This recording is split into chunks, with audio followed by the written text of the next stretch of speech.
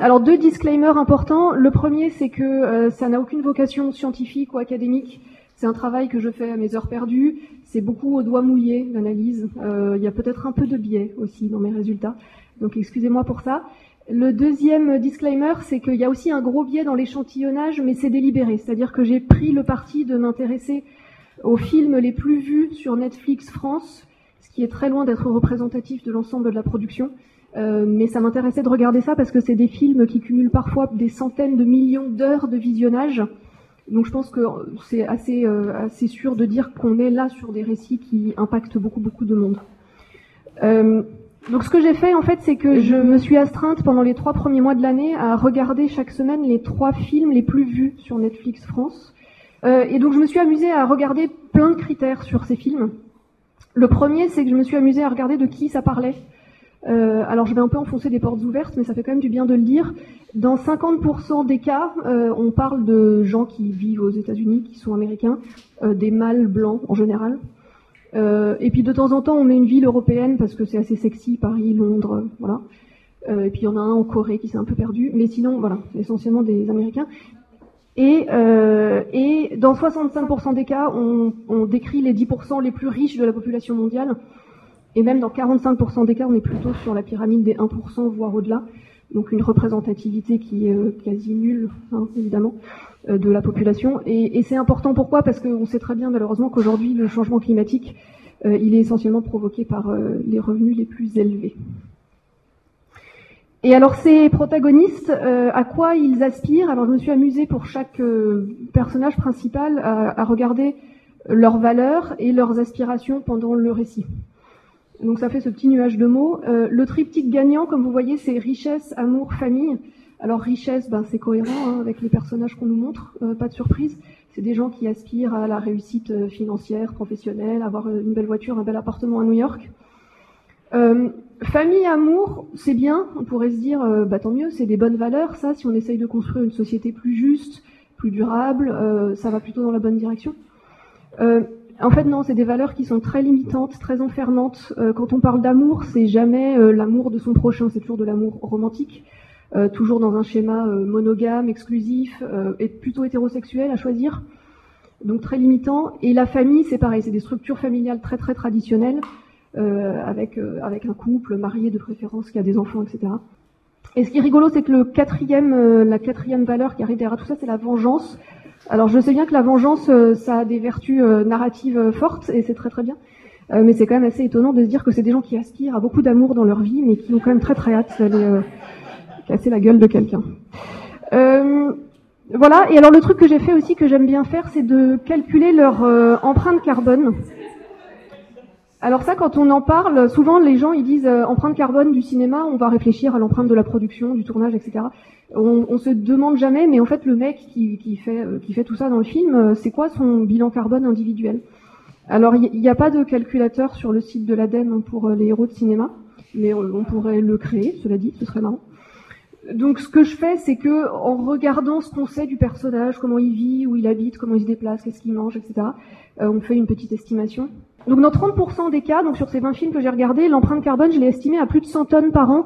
Et encore, c'est juste parce que j'ai arrêté de compter, en fait. Au-delà des 100 tonnes, je suis pas allée dans le détail.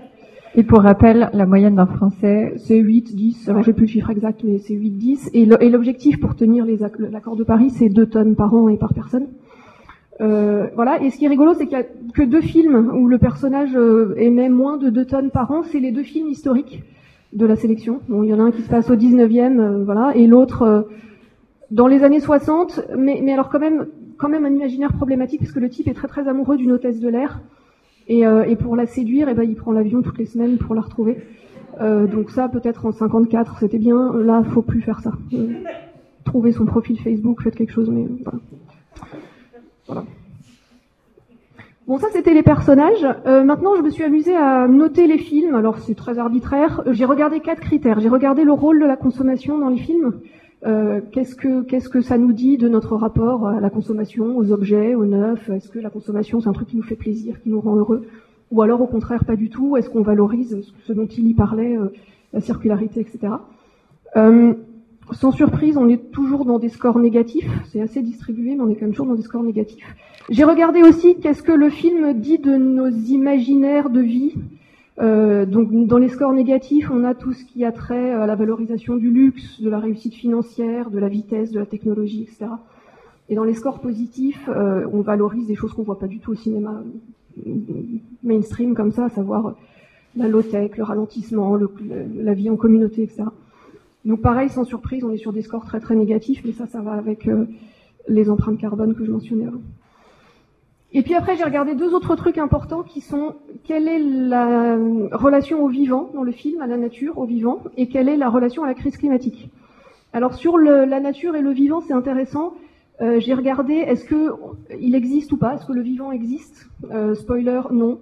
Apparemment, on vit dans des villes bétonnées, il n'y a pas d'arbres, il n'y a pas d'animaux, il n'y a pas de rien. Et le problème, en fait, c'est que parfois il existe, et en général, il est plutôt stigmatisé. C'est-à-dire que c'est pas cool, c'est moche, c'est hostile, ça va vous attaquer, c'est pas terrible.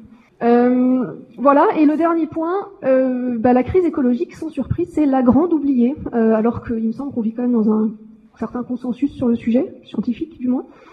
On n'en parle absolument jamais. Alors je dis pas qu'il faut que chaque film raconte l'histoire d'un militant écolo ou des soulèvements de la Terre ou que tous les films soient Don't Look Up, mais ne serait-ce que reconnaître que c'est là, que c'est un peu la merde en ce moment, ça fait pas de mal. J'ai un peu honte de vous dire ça, mais en ce moment je suis en train de regarder la saison 18 de Grey's Anatomy. C'est pas pour le côté Grey's Anatomy que j'ai honte, c'est le fait que j'en sois à la saison 18. Et il y a un épisode où il y a une crise de canicule gigantesque à Seattle, des températures jamais vues, etc. Et je vous promets, pas une seule fois, on parle de réchauffement climatique, ce qui est quand même assez puissant.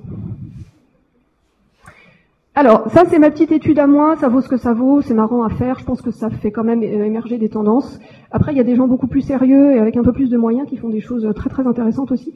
Je voulais vous parler du Media Impact Project, c'est un organisme de recherche de l'Université de Californie qui s'intéresse beaucoup à ces sujets-là, à l'influence des médias en général sur la société. Et ils ont fait quelques études liées à l'environnement. Donc leur rapport, il est disponible en ligne. Ils ont utilisé des méthodes un peu plus scientifiques pour quantifier le nombre de fois où le climat, la crise, etc. sont mentionnés dans les films. Spoiler, jamais. Donc très intéressant si ça vous intéresse. Je voulais aussi mentionner du même organisme une étude sur la présence du plastique à usage unique à l'écran. On se doute bien du résultat, mais c'est quand même très édifiant à lire parce que aujourd'hui les héros utilisent énormément de plastique à usage unique sans jamais faire attention à ce qu'ils en font après usage, donc c'est intéressant. Et en fait, ça fait partie de tout un projet qui s'appelle Flip the Script on Plastic et qui vise à éduquer justement les scénaristes à Hollywood, etc., aux enjeux du plastique et à leur apprendre à faire autrement dans leur représentation. Et la troisième étude que je voulais vous mentionner, c'est celle de droite. Ça a été réalisé par un collectif qui s'appelle Albert au Royaume-Uni, qui, eux, pour le coup, leur vocation, c'est vraiment d'introduire les enjeux climatiques, environnementaux dans l'industrie du cinéma, et dans les contenus, et dans la production. Et donc, ils font tout un tas. Ils ont, pour le coup, s'il y a une ressource que vous devez aller voir en tant que scénariste, je vous conseillerais celle-là, parce qu'ils ont un petit test déjà, c'est toujours bien à prendre, un petit test de 5 minutes. Ils vous posent des questions, puis ils vous disent est-ce que votre contenu est plutôt bien, plutôt pas bien. Ils ont des études qui sont très intéressantes, ils ont des études de cas aussi. Ils citent plein d'exemples de films qui, pour une raison ou pour une autre, vont dans la bonne direction, soit parce qu'ils contribuent à normaliser des choses, soit voilà. Donc je vous invite vraiment à aller consulter ça. Alors, j'ai encore 2-3 trucs à vous dire.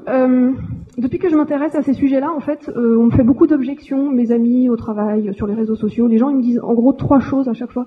La première, c'est on s'en fout, c'est de la fiction, les gens sont pas cons, ils savent faire la différence. Bon, ça me fait rire parce que c'est comme les gens qui disent moi la pub, ça m'impacte pas, je suis pas sensible. La deuxième, c'est ouais, mais il faut bien représenter le monde tel qu'il est. Donc je sais pas ce que vous en pensez, mais moi, limiter l'art à une vocation documentaire, je trouve ça très très triste. Mais je pense que c'est pas vous que je vais convaincre de ça. Et la troisième, c'est il faut montrer des choses qui font rêver les gens. Donc on va pas mettre James Bond sur un vélo dans la Creuse, ça intéresse personne. Alors j'ai pas envie de débattre de ce troisième point parce que je pense que c'est juste prendre le problème complètement à l'envers en fait. Et c'est très naïf de croire que c'est nous qui imposons nos imaginaires au cinéma. Je pense que c'est vraiment le contraire. Il faut un petit peu d'humilité. Mais je voulais juste vous dire un mot du premier aspect qui est on s'en fout, on n'est pas influencé par ça. Donc je pense que Tilly vous a bien démontré que c'est pas vrai et qu'il y a plein de raisons pour lesquelles on est influencé par ça. Il y a des mécanismes de nudge, il y a des mécanismes d'amorçage cognitif, il y a plein de mécanismes d'influence sociale qu'on n'a pas le temps d'écrire ici mais qui sont passionnants. Et en fait, je voulais juste vous montrer ce slide, pas pour aller dans le détail de chaque sujet. Des fois, à mes heures perdues, j'ai des hobbies un peu bizarres, je vais lire des articles de psychologie sociale. Et en fait, il y a plein d'exemples d'études qui ont été faites, alors soit sur les données disponibles, soit des fois en laboratoire. On montre un film à des gens et puis après on leur pose des questions et on regarde un peu comment ils réagissent.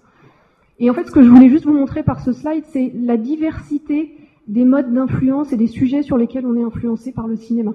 On est influencé sur notre perception de certains animaux, on est influencé sur nos valeurs envers certains groupes, par exemple les transgenres, mais il y a d'autres exemples. On est influencé, et ça c'est super intéressant, même d'un point de vue politique, il y a des corrélations entre les politiques publiques vis-à-vis des requins et le succès des films, des films comme Les Dents de la Mer par exemple, dans les différents pays. Voilà, c'est le genre de prise de conscience qui sont un petit peu compliquées, mais je pense qu'elles sont importantes. Voilà, et je voulais juste conclure sur ça, parce que j'imagine que vous êtes quand même venus chercher des réponses assez concrètes. Il y a une multitude de façons de faire pour enclencher des récits positifs. Et Tilly l'a dit, je pense que c'était son message principal, on ne sait pas vraiment, donc essayez tout ce qui est à votre portée. Allez-y, essayez, tentez des trucs. Mais quand même, parce que le cerveau humain aime bien catégoriser, j'aime bien faire 3 catégories qui sont de la plus centrale en termes de persuasion à la plus périphérique. La plus centrale, c'est d'en parler ouvertement, de faire des don't look up, même si don't look up c'est débattable parce que ça restait une métaphore, mais voilà, d'en parler ouvertement, c'est-à-dire que ça fait partie de l'intrigue, c'est que votre personnage, je sais pas, c'est un militant, parce que vous parlez de l'extinction d'une espèce, et puis on fait de la pédagogie beaucoup, il y a des faits, on apprend, etc. Ça, c'est très bien, et je pense que c'est très bien qu'il y ait des films qui le fassent. Après, c'est pas la vocation de tout le monde de faire ce genre de film, et tout le monde n'a pas envie de faire un film sur ces sujets-là, parce que des fois, juste, ça s'y prête pas. Donc il y a d'autres façons de faire. Il y a celui dont on parle beaucoup, la façon de faire dont on parle beaucoup, c'est celle de se projeter dans un autre monde. Alors des dystopies, je sais que vous avez déjà peut-être un peu débattu de ça dans la première rencontre, mais l'idée c'est de montrer, soit de faire de la pédagogie sur là où on se dirige, soit simplement d'aider les gens à se projeter dans des mondes alternatifs, parce que c'est ça qui nous manque. Et puis le troisième, qui moi à titre personnel est mon préféré, parce que je pense qu'il est vraiment à la portée de tout le monde, c'est simplement d'utiliser les récits pour normaliser ou dénormaliser, c'est-à-dire rendre certaines choses sexy qui ne le sont pas aujourd'hui, ou inversement. Et ça, et là, on est à fond sur le nudge et tous ces mécanismes-là que Tilly montrait. C'est vraiment influencer clandestinement nos comportements, nos valeurs, nos modes de vie, etc. Donc voilà, le message derrière tout ça, c'est qu'il y a plein de façons de faire. Choisissez la vôtre. Il n'y a pas encore beaucoup d'outils scientifiques pour vous aider, mais il y a quand même des indices. Et le but aussi, c'est qu'on continue peut-être à travailler ensemble pour creuser un petit peu et essayer d'aller un peu plus loin dans la quantification de tout ça. Voilà. Merci.